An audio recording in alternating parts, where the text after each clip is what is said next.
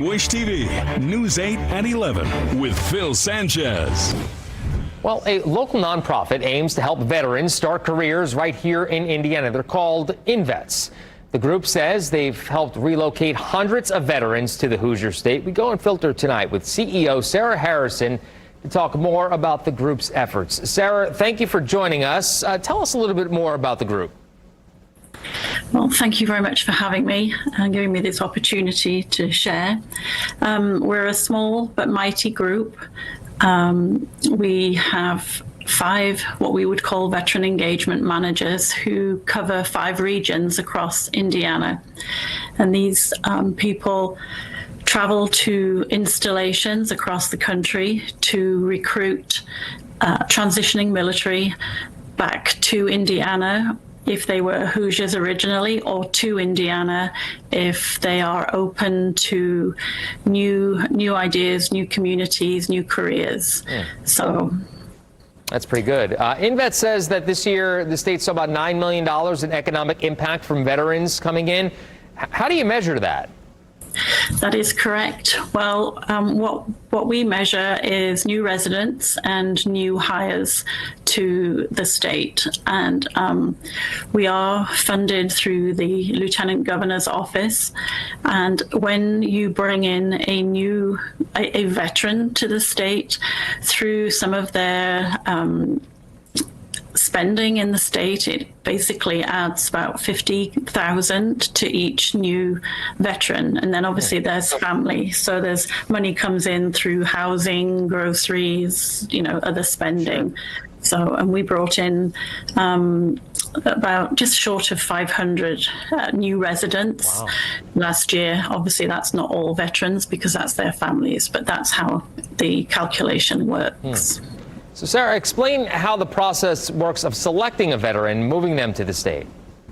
Okay. Well, we travel to the bases. The bases run these TAP centers to facilitate the transition.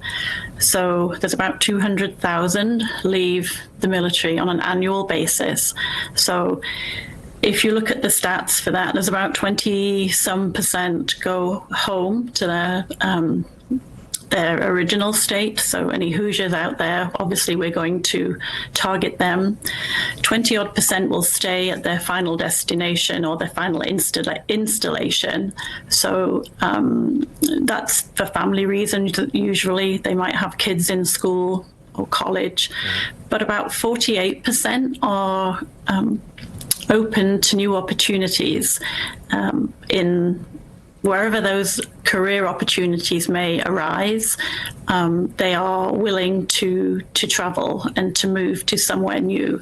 So at that point, when our veteran engagement managers meet them, then the idea is to share the number of organizations that we partner with and the career positions that are open with them to, if you like, whet their appetite for Indiana. And they also sell the benefits to veterans here in Indiana and, what the state has to offer. Yeah, well, that's good stuff. So I have about a minute left, Sarah. What kind of jobs are you helping them get, and how can the public help? Okay, well, let's look at the jobs first. You name it, we have those jobs. We're a manufacturing state, so there's a lot of manufacturing. If you make it, you have to move it. So there's jobs in that area as well.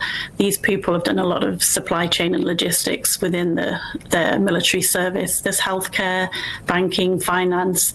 A lot of the veterans coming out are interested in IT, so we find a lot of those jobs. Some want federal jobs, DoD contracting jobs, so pretty much the whole shooting match. And we've got a range of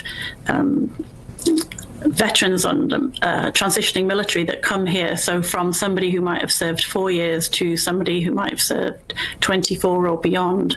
So, and I think really the way the public can support veterans is to welcome them both in communities and in the industries and the organizations that they work for.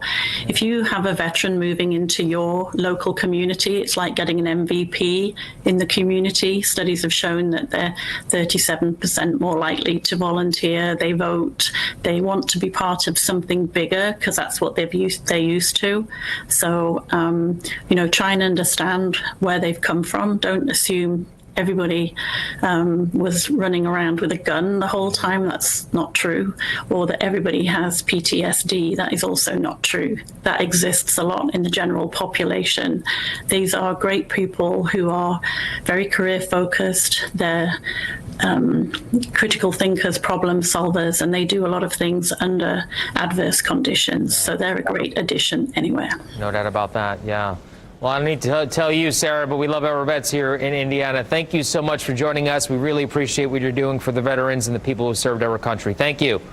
Thank you for having me.